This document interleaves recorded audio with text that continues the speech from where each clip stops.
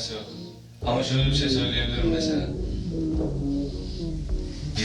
Birine senin için, kendin için bir şey yapmasını umuyorsun birinden. Sürekli bununla yaşıyorsun. Etrafındakilerin senin için bir şeyler yapmasını umuyorsun. Ama aslında hiç kimse senin için bir şey yapmıyor. Bunun farkına varmak benim hayattan çıkarabileceğim en büyük ders olacak ama hala farkına varmadım. Bunu hala fark edemedim. Nereye kaçsan, kime danışsan yine bulamazsın kendine bir yuva. Nereye kaçsan, kime danışsan yine bulamazsın kendine bir yuva. Aman biri duyar, biri duyar. Aman biri duyar, biri duyar. Aman biri duyar, biri duyar. Aman biri duyar, aman biri duyar. Duyarsa duysun, yuva senin içinde.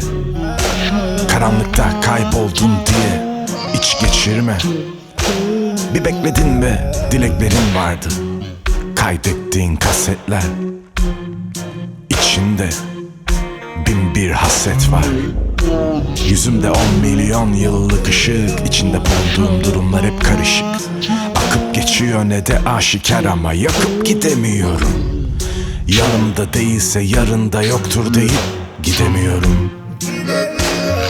Nasıl olacak söyle. Nereye kaçsan, kime danışsan yine bulamazsın kendine bir yuva.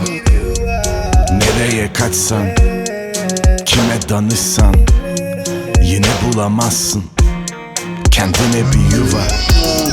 Aman biri duyar, aman biri duyar. Aman biri duyar, aman biri duyar. Duyarsa duysun, yuva senin içinde. Karanlıkta kayboldun diye iç geçirme. Bir bekledin ve dileklerin vardı. Kaydettiğin kasetler içinde bin bir haset var. Su gibi akmak lazım. Bir sur gibi kalbine çektiğin setler, sebepler bir şekilde yetecekler seni daha da aşağı çekmeye, iki arada bırakıp seçmeye, kalabalık içinde geçmeye. Bir de bakmışsın mahkum etmişler. Yanıyor içim, hep bir yanlış seçim.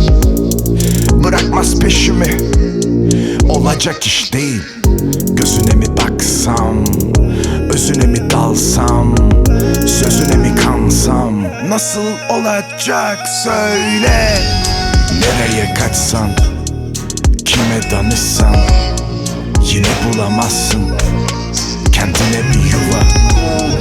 Nereye kaçsan, kime danışsan yine bulamazsın kendine bir yuva.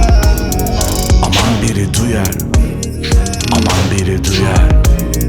Aman biri duyar, aman biri duyar. Duyarsa duysun, yuva senin içinde. Nasıl olacak söyle.